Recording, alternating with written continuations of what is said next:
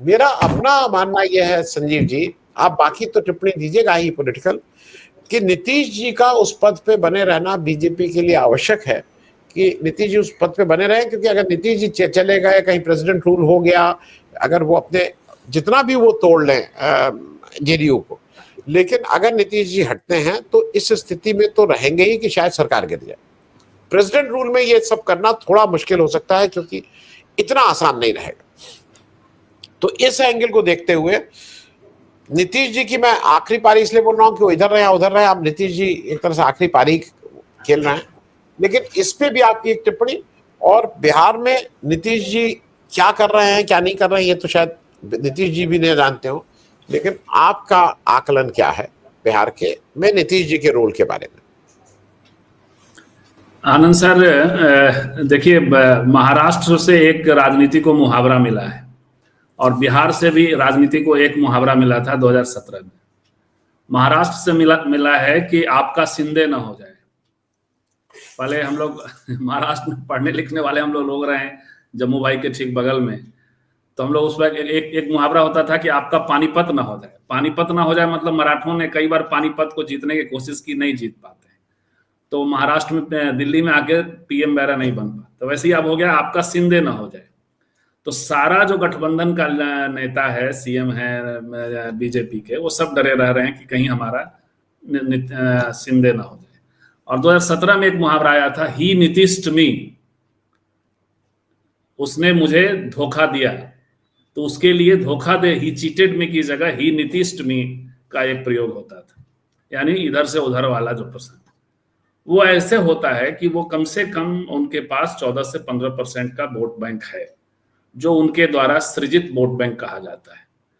उसमें आप लाख सेंध लगाएंगे 10% तक भी उनको लेकर के चले आएंगे, तब भी यदि वो वहां से बीजेपी से चले आए तो श्योर एंड सर्टेन महागठबंधन की सरकार बन जाएगी और जीत हो जाएगी। वो उसके लिए आपको 2015 में भी जाना होगा। 2015 में तमाम शोर के बावजूद, तमाम प्रेडिक्शंस के बावजूद कि वो बीजेपी आ रही है, एनडीए आ रहा की सरकार बनेगी, एकदम से स्विप कर दिया था इन लोगों की। तो उसमें लालू नीतीश जी की जोड़ी थी। अब यदि आने पे हो सकता है कि ये नीतीश जी तेजस्वी की जोड़ी हो या निशांत तेजस्वी की जोड़ी हो। निशांत पर अभी बहुत सर्टेन नहीं है, लेकिन चीजें चल ही रही है। तो ये उनकी ताकत है 10% वाली, जो एज पे ले जाती है।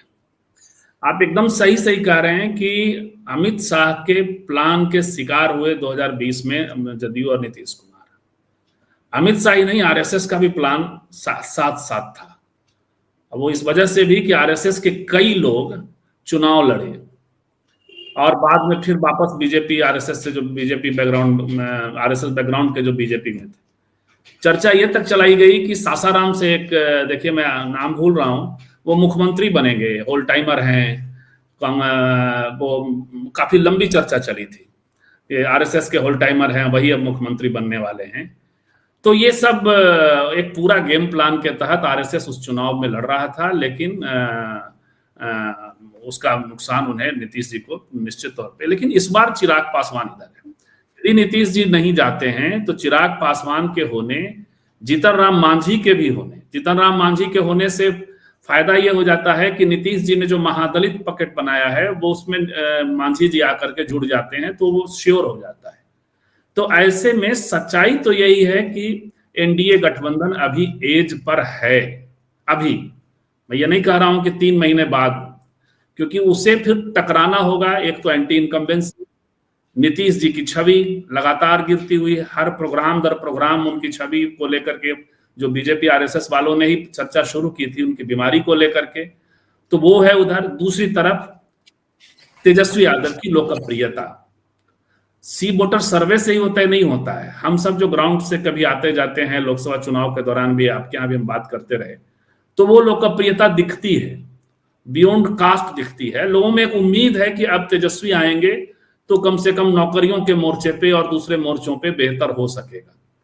तो ये जो उम्मीद है, इससे क्या बन पाता है, कितना, जो माले को भी आप ना इग्नोर करें, माले जमीन पर काम करता है। माले का वही है जो मैंने कहा, अभी एक समीकरण बताया, मांझी जी प्लस नीतीश, तो उससे महादलित पैकेट खासकर मुसहर जाति का एकदम से श्योर हो जाता है।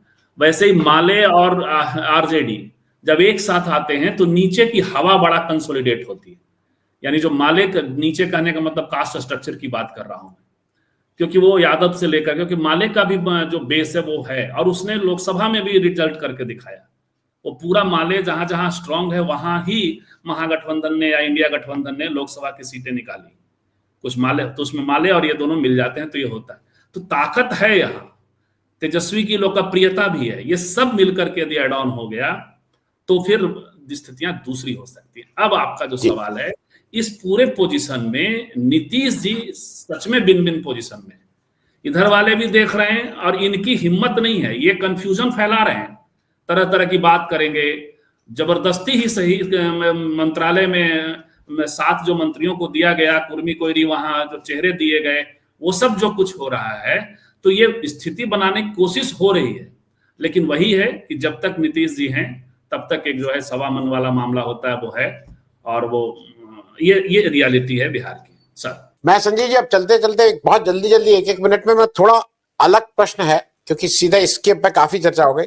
एक तो ये थोड़ी जाती है कि जायसवाल जी का इस्तीफा सार्वजनिक कर दिया गया, और भाई उसको भी क्लासिफाइड कर देते हैं, जैसे मोदी जी की डिग्री क्लासिफाइड है तो उसको भी कहते हैं कि सार्वजनिक, कम से कम ये गलतियां फलतियां तो नहीं दिखाई देती।